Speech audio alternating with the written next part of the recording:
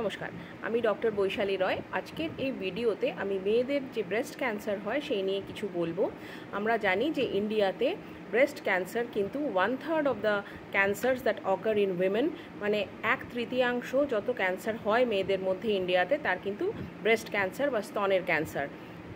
এই ক্যান্সার একটা মারণ রোগ আমরা জানি। সুতরাং এই যে অসুখটি এটা যদি আমরা আগে ধরতে পারি থ্রু স্ক্রিনিং প্রসিডিওরস, তাহলে কিন্তু অনেক ক্ষেত্রেই এইসব মহিলারা স্বাভাবিক জীবনের ছন্দে ফিরতে পারবেন। কিছু ওষুধ, কিছু রেডিয়েশন, কিছু কেমোথেরাপি এগুলো হয়তো তাদের নিতে হবে, কিন্তু তাদের জীবন কিন্তু বেঁচে যাবে। সেই জন্য এই ব্রেস্ট ক্যান্সারের যে স্ক্রিনিং মেথডস আছে সেগুলো আমরা যদি ইউজ করি তাহলে কিন্তু আমাদের পক্ষে সেটা ভালো।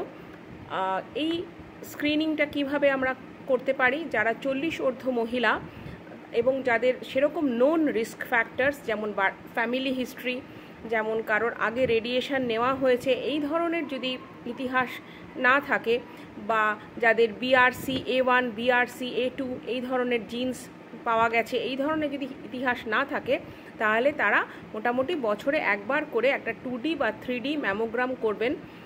এতে যদি কোনো রকমের ব্রেস্ট ক্যান্সারের কোনো লক্ষণ ধরা পড়ে তবে সেই অনুযায়ী আপনার চিকিৎসক আপনার জন্য ব্যবস্থা নিতে পারবেন।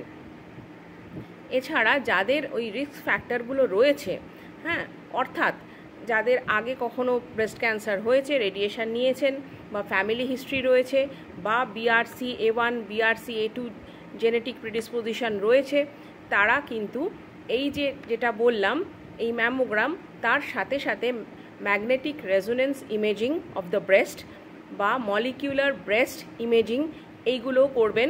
কেননা তাতে আরও বেটার ডিটেকশন হবে যে আপনার ব্রেস্ট ক্যান্সার রয়েছে কি না। এর সাথে সাথে সেলফ এক্সামিনেশন তো রয়েছেই, তবে এইগুলো করলে মোটামুটি কিন্তু আমরা ধরতে পারবো এবং ডক্টরের সাথে সেই রকমভাবে আমরা আলাপ আলোচনা করতে পারবো এবং উনিও বুঝবেন যে আমাদের ব্রেস্ট ক্যান্সার আছে কি না, এবং সেই মতন উনি পদক্ষেপ নেবেন। Thank you.